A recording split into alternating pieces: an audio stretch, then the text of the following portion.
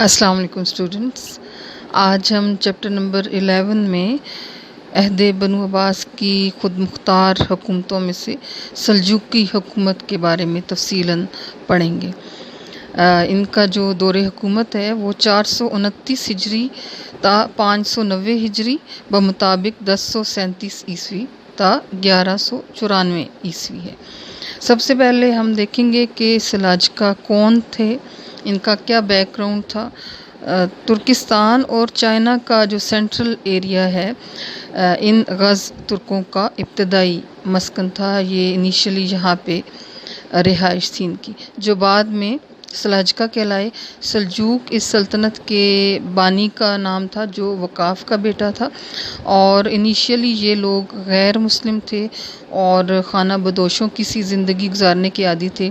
سلجوق نے ترکستان کے غیر مسلم حکمران بیغو کے ہاں ملازمت کر لی اور ترقی کرتے کرتے اس کی فوجوں کا سپہ سالار بن گیا، لیکن بیغو کے ساتھ تعلقات میں کشیدگی پیدا ہوگی، جس کی وجہ سے سلجوق اپنے قبیلہ کے ساتھ نواحی یعنی کہ قریب ہی اس کے ترکستان سے اٹھ کر ماورن نہر کے علاقہ میں چلے گئے۔ یہاں سے نقل مکانی کر کے بخارا کا رخ کیا اور اس کے گرد و نواح میں مقیم ہوئے۔ یہیں ان لوگوں نے اسلام قبول کیا۔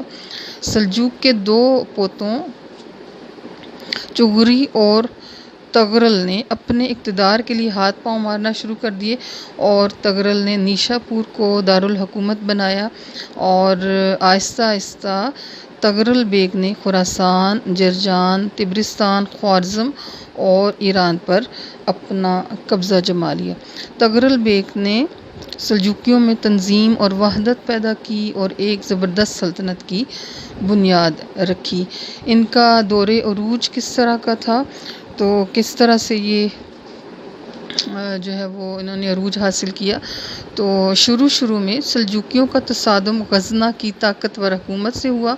سلطان محمود غزنوی کے عہد حکومت میں وہ نمایاں کامیابی حاصل نہ کر سکے، لیکن سلطان محمود بھی اس نوخیز قبیلہ کی قوت سے غافل نہ تھا، چنانچہ اس نے سلجوقیوں کے ایک سردار ارسلان سلجوق کو اپنے ہاں بلا کر گرفتار کر لیا اور ہندوستان روانہ کر دیا، جہاں حالت نظر بندی میں ہی اس کی ڈیتھ ہوئی۔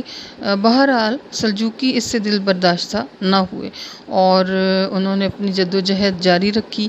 سلطان محمود نے اپنے جرنیل سباشی کو سلاجقہ کی سرکوبی کا حکم دیا، لیکن اس نے شکست کھائی، اور تغرل کا بھائی داؤد سلجوقی اس نے خراسان پہ قبضہ کیا۔ سلطان مسعود بھی ان کی طاقت کو نہ کچل سکا، اور چند ہی دنوں میں سلجوقیوں نے بڑھتے بڑھتے تمام ایران اور عراق کو اپنے زیر نگین کر لیا۔ خلیفہ قائم باللہ نے سلجوقی حکومت کی تصدیق کر لی۔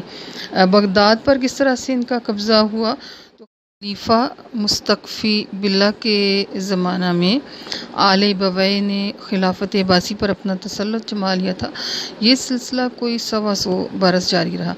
آل بویہ مذہباً شیعہ تھے۔ ان کے تعصب کی بنا پر ملک میں شیعہ سنی فساد پھیل رہا تھا اور نظم و نسق تباہی سے دوچار تھا۔ خلیفہ قائم کے زمانہ میں ملک الرحیم دہلوی کے غلام بصاصیری نے، جو باطنی شیعہ تھا، بہت زیادہ قوت پکڑ لی اور خلفائے بنو فاطمہ مصر کے ساتھ ساز باز کر رکھی تھی تاکہ خلافت عباسی کی بساط ہی الٹ دی جائے، لیکن خلیفہ قائم عباسی نے اس سے پہلے ہی تغرل بیگ سلجوقی کو بغداد پر حملہ کی دعوت دے دی۔ تغرل بیگ فاتحانہ بغداد میں داخل ہوا اور خلیفہ کو دیالما سے نجات دلائی۔ خلیفہ نے خوش ہو کر اسے الملک المشرق والمغرب کا خطاب دیا۔ تغرل بیگ نے بغداد پر تقریباً 8 برس حکومت کی۔ وہ ایک تجربہ کار، منتظم، زبردست جرنیل اور راسخ العقیدہ سنی مسلمان تھا۔ اس نے رومیوں کے خلاف کامیاب جنگیں لڑیں اور اسلامی عظمت اور وقار کو دوبارہ بحال کیا، اور ایک بار پھر خلافت کے تن مردہ میں جان پیدا کی۔ اب ہم الپ ارسلان کے بارے میں تفصیل جاننے کی کوشش کریں گے، جن کا پیریڈ جو ہے وہ 1063 عیسوی سے 1072 عیسوی تک ہے۔ اب یہ جو تغرل بیگ تھے ان کی کوئی اولاد نرینہ نہیں تھی، اس لیے 1063 عیسوی میں جب اس کی ڈیتھ ہوتی ہے تو اس کے بعد اس کا بھتیجا الپ ارسلان تخت نشین ہوا۔ تغرل بیگ کی طرح یہ بھی عالی حوصلہ اور بہادر حکمران تھا۔ خلیفہ نے اسے عضد الدولہ کا خطاب دیا اور اسے اپنے جانشین مقتدی کے ساتھ الپ ارسلان کی لڑکی جو تھی اس کی شادی کر دی۔ الپ ارسلان نے نظام الملک طوسی کو اپنا وزیر مقرر کیا، جو زمانے کے نامور ترین اشخاص میں سے ایک تھا۔ نظام الملک طوسی کا تقرر الپ ارسلان کا شاندار کارنامہ ہے، کیونکہ سلجوقی دور کی ساری ترقیاں اور کامرانیاں اس کی لیاقت، تدبر اور کوششوں کا نتیجہ ہیں۔ اس نے ملکی نظام کو استوار کر کے سلجوقی حکومت کو زبردست استحکام بخشا۔ الپ ارسلان کا دوسرا کارنامہ رومیوں سے جنگیں ہیں۔ عرصہ دراز سے خلفائے بنو عباس نے رومیوں کے بارے میں سکوت اختیار کر رکھا تھا، لیکن الپ ارسلان نے رومیوں کے خلاف کامیاب مہمات روانہ کیں اور ان کے علاقہ گرجستان پر قبضہ کر لیا۔ قیصر روم ارمانوس 3 لاکھ کا لشکر جرار لے کر سلجوقیوں کے مقابلہ کے لیے نکلا۔ اس کے ساتھ روس اور فرانس کے بادشاہ بھی تھے۔ اتفاق سے الپ ارسلان کے پاس صرف 15,000 سپاہی تھے، لیکن سلجوقی سپاہ رومیوں کی صفوں میں گھس گئی اور ان کا شیرازہ منتشر کر دیا۔ قیصر اس ٹائم پہ جو ان کا بادشاہ تھا ارمانوس، وہ اریسٹ ہو گیا، لیکن الپ ارسلان نے فدیہ لے کر اسے دوبارہ بحال کر دیا۔ تیسرا کارنامہ مکہ اور مدینہ میں عباسی خلیفہ کے نام کا خطبہ دوبارہ جاری ہونا ہے، جہاں 1 صدی سے فاطمی خلیفہ کے نام کا خطبہ پڑھا جا رہا تھا۔ اس نے اذان میں سے وہ اضافے بھی نکال دیے جو شیعہ مسلک کی وجہ سے کیے گئے تھے۔ ابن الاسیر جو ہسٹورین ہے وہ لکھتے ہیں کہ الپ ارسلان فیاض، عادل اور عاقل تھا، اور اس کی سلطنت اس قدر وسیع تھی کہ اسے سلطان العالم کہا جاتا تھا۔ سلطان الپ ارسلان نے 10 ربیع الاول 465 ہجری کو وفات پائی۔ اسے ایک قلعہ دار یوسف خوارزمی نے زہر آلود خنجر سے زخمی کیا تھا اور اس طرح سے اس کی ڈیتھ ہوئی تھی۔ الپ ارسلان کے بعد اس کا بیٹا ملک شاہ تخت نشین ہوا۔ ملک شاہ سلجوقیوں کا کامیاب ترین حکمران تھا۔ اس کے عہد حکومت کو اگر سلجوقیوں کا شاندار دور کہا جائے تو بے جا نہ ہوگا۔ فتوحات، وسعت سلطنت، خوشحالی اور امن و امان کے نقطہ نظر سے ایک بار پھر عباسی عہد کے عظمت رفتہ کے نقوش زندہ ہو گئے اور اسلام کو وہی توانائی نصیب ہوئی جو عباسی حکومت کے دور عروج میں حاصل تھی۔ ملک شاہ نے دمشق، شام اور ترکستان کے علاقے فتح کر کے اپنی سلطنت میں شامل کر لیے۔ اس کی سلطنت کی سرحد چین سے ملک شام تک اور ماورا النہر سے یمن تک وسیع تھی۔ تجارتی شاہراہیں محفوظ تھیں، لوگ خوشحال تھے اور علمی اور ادبی سرگرمیاں عروج پر تھیں۔ رفاع عام کے کاموں کی طرف بھی خصوصی توجہ دی گئی۔ نظام الملک کی کوششوں سے ملک گہوارہ علم و ادب بن چکا تھا۔ ہر لحاظ سے ملک شاہ کا دور سلجوقیوں کا نقطۂ عروج تھا۔ وزیر جو تھا ان کا نظام الملک، اس کی معزولی کس طرح سے عمل میں آئی؟ نظام الملک طوسی کا اصل نام حسن بن علی تھا۔ وہ طوس کے مقام پر پیدا ہوا اور اس شہر کی نسبت سے طوسی کہلایا۔ یہ بڑا ذہین اور مدبر انسان تھا۔ 30 سال تک مسلسل منصب وزارت پر فائز رہا اور سلجوقی سلاطین کا مشیر اعلیٰ تھا۔ ریاست کے انتظامی اور سیاسی امور میں اسے بہت دسترس حاصل تھی۔ سلجوقی دور کی بیشتر علمی اور ادبی اور سیاسی کامرانیاں اسی کی قابلیت کا ثمر تھیں۔ 1091 میں اس سے زوال آ گیا اور ملک شاہ سلجوقی نے اسے اس عہدہ سے معزول کر دیا۔ اس کے چند سال بعد ہی حسن بن صبا کے فدائیوں میں سے کسی نے اس کو قتل کر دیا، اور یہ رمضان 485 ہجری کا واقعہ ہے۔ سلجوقیوں کا زوال کس طرح سے ہوا؟ ملک شاہ سلجوقی کی وفات 15 شوال 485 عیسوی کے بعد، اس کا یہ غالباً 485 ہجری ہے۔ اس کے بعد اس کا چھوٹا بیٹا محمود تخت نشین ہوا، اور اس کی ماں ترکان خاتون اس کی سرپرست و معاون تھی۔ خلیفہ نے اسے ناصر الدنیا و دین کا لقب عطا کیا۔ دوسری جانب اس کا جو بڑا بھائی تھا برقیارق، اس نے بھی حکومت کا دعویٰ کر دیا۔ اس طرح سلجوقیوں میں آپس کی جو خانہ جنگی تھی وہ شروع ہوگی، اور ملک میں ہر طرف طوائف الملوکی پھیل گئی۔ ملک چھوٹی بڑی خود مختار ریاستوں میں تبدیل ہو گیا۔ سلجوقیوں کے ماتحت افسران، جنہیں اتابیک کہتے تھے، انہوں نے بھی خود مختاری اختیار کر لی۔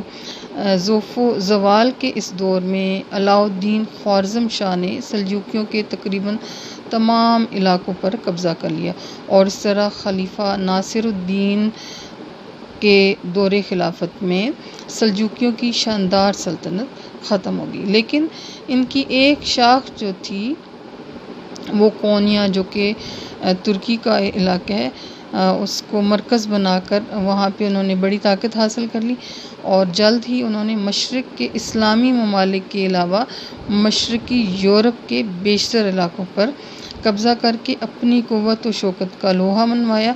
ترکی کے علاقہ پر قبضہ کرنے کے بعد انہوں نے خلافت عثمانیہ ترکیہ کی بنیاد رکھی، جو تقریباً 600 سال تک قائم رہی۔ اس کے بعد ہم سلجوقیوں کے جو کارہائے نمایاں ہیں وہ دیکھیں گے کہ ان کے میجر جو ورکس تھے یا ان کے کام تھے وہ کیا تھے۔ آل بویہ دیالمہ، جن کا ہم نے لاسٹ کلاس میں پڑھا ہے، انہوں نے تقریباً 1 صدی تک خلفائے بنو عباس کو کٹھ پتلی بنائے رکھا، اور یہ لوگ مذہباً شیعہ تھے، اس لیے انہوں نے مصر کی فاطمی خلافت سے ساز باز کر کے برائے نام عباسی خلافت کو بھی مٹا دینے کا عزم کر رکھا تھا۔ لیکن اس سے پہلے کہ آل بویہ اپنے ارادوں میں کامیاب ہوتے، عباسی خلیفہ قائم نے تغرل بیگ کو، جو مذہباً سنی تھا، بغداد پر حملہ کی دعوت دے دی۔ تغرل بیگ فاتحانہ بغداد میں داخل ہوا اور خلیفہ کو دیالمہ سے نجات دلا کر فاطمی خطرہ کا سدباب کر دیا، اور خلافت بنو عباس کی حقیقی حیثیت کو بحال کر کے مسلمانوں کی جو مرکزیت تھی اس کو دوبارہ سے قائم کیا۔ تو یہ سلجوقیوں کا ایک بہت بڑا کارنامہ ہے۔ اس کے علاوہ مسلمانوں کے مرکز کی بحالی، سلاجقہ نے بغداد میں عباسی خلیفہ کو آل بویہ کے چنگل سے نجات دلانے کے بعد مقامات مقدسہ کی طرف توجہ دی، اور محمد بن ابی ہاشم، جو کہ والی مکہ تھے، انہوں نے عباسی سیادت قبول کرتے ہوئے فاطمہ خلیفہ عبیدی مصری کا نام خطبہ سے نکال دیا، اور عباسی خلیفہ قائم بامر اللہ کا نام خطبہ میں پڑھا جانے لگا۔ اس خطبہ کے علاوہ اذان اور نماز میں بھی ان عناصر کو خارج کر دیا جو شیعہ مسلک کے تحت شامل کیے گئے تھے۔ اس کے علاوہ علمی اور ادبی اور سائنسی جو کامرانیاں حاصل ہوئیں ان کے پیریڈ میں، اس میں یہ تھا کہ وہ اپنی نوعیت کے لحاظ سے یکتا اور بے مثال تھیں۔ اس دور میں فارسی ادبیات کا بالخصوص احیاء ہوا۔ اس دور میں بڑے بڑے شعراء پیدا ہوئے، جیسے حکیم، ناصر، خسرو، عمر خیام، انوری، محضی، سنائی، شیخ فرید الدین عطار۔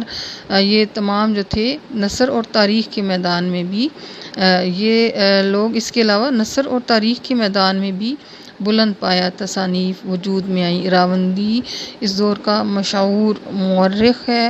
فقہا، علماء اور مشائخین میں غزالی، کبری اور نجم الدین کبریٰ جیسے لوگ پیدا ہوئے۔ اس کے علاوہ علوم ہندسہ، نجوم، حیات، فلسفہ اور طب کو بھی خاطر خواہ ترقی نصیب ہوئی۔ جغرافیائی تجربات کے لیے یہ ایک بہت بڑی اس دور میں ایک رصد گاہ جو تھی وہ بھی قائم کی گئی تھی، جہاں پہ یہ اس طرح کے ایکسپیرینسز جو تھے، تجربات جو تھے، ایکسپیریمنٹس وہ کیے جاتے تھے۔ تعلیمی اور تدریسی کیا خدمات تھیں ان کے دور میں؟ تمام علمی سرگرمیاں سلجوقی سلاطین کی سرپرستی اور توجہ کی بنا پر ہوئیں۔ ملک شاہ اور سلطان سنجر جیسے بادشاہوں کی سرپرستی نے بڑی بڑی عالم و فاضل شخصیتوں کو جنم دیا۔ اس کا وزیر عمید الملک کندی اور نظام الملک طوسی خود بڑی عالم و فاضل شخصیتوں کے مالک تھے۔ تعلیم و تدریس کے لیے بغداد، نیشا پور، ہرات اور اصفہان میں بڑے بڑے مدارس کھولے گئے، جہاں نامور مدرسین تعلیم و تدریس کے لیے موجود تھے، اور اس دور کے نامور علماء اور محققین میں سے امام غزالی رحمۃ اللہ علیہ کو ایسے مشاہیر کی صف میں شمار کیا جاتا ہے جنہیں جدید دنیا کے غیر مسلم بھی خراج عقیدت پیش کرنے پر مجبور ہیں۔ سلجوقی عہد کی علم دوستی کا نتیجہ تھا کہ تحقیق و تفحص، اجتہاد، تصوف، اخلاقیات اور تہذیب و تمدن کے میدان میں ایک بار پھر مسلمانوں کو دوسری اقوام پر عظمت اور اولیت حاصل ہوئی، اور وہ تہذیب کے علم بردار بن کر اقوام عالم کی رہنمائی کے لیے میدان عمل میں اتر آئے۔ سلاجقہ کے زوال کے بعد مسلمانوں کو دوبارہ یہ عظمت نصیب نہ ہوئی، اور وہ ذہنی اور فکری جمود کا شکار ہو کر رہ گئے۔ اس کے علاوہ نظامیہ یونیورسٹی جو ہے وہ اس کا قیام نظام الملک طوسی کا ایک عظیم کارنامہ شمار کیا جاتا ہے۔ اس کی بنیاد بغداد میں رکھی گئی، اور یہ 1045 عیسوی سے 1047 عیسوی کے درمیان اس کی تعمیر ہوئی، اور تقریباً 10 لاکھ دینار اس کی تعمیر پر خرچ ہوئے۔ خود نظام الملک نے اپنی جو پرسنل انکم تھی اس میں سے ایک کثیر جو رقم تھی اس کو اس کے لیے وقف کیا، اور نظامیہ یونیورسٹی جو تھی اپنے اعلیٰ معیار کی بدولت دنیا اسلام کی نامور درسگاہوں میں شمار ہوتی تھی، جہاں پہ تعلیم حاصل کرنے کے لیے اسٹوڈنٹس جو تھے وہ مشرق و مغرب سے، دور دراز کے علاقوں سے آتے تھے، اور یہ مدرسہ طرز تعمیر کا ایک شاہکار تھا۔ اس کے ساتھ عظیم الشان کتب خانہ اور ہاسٹل کی فیسلٹی بھی اویلیبل تھی۔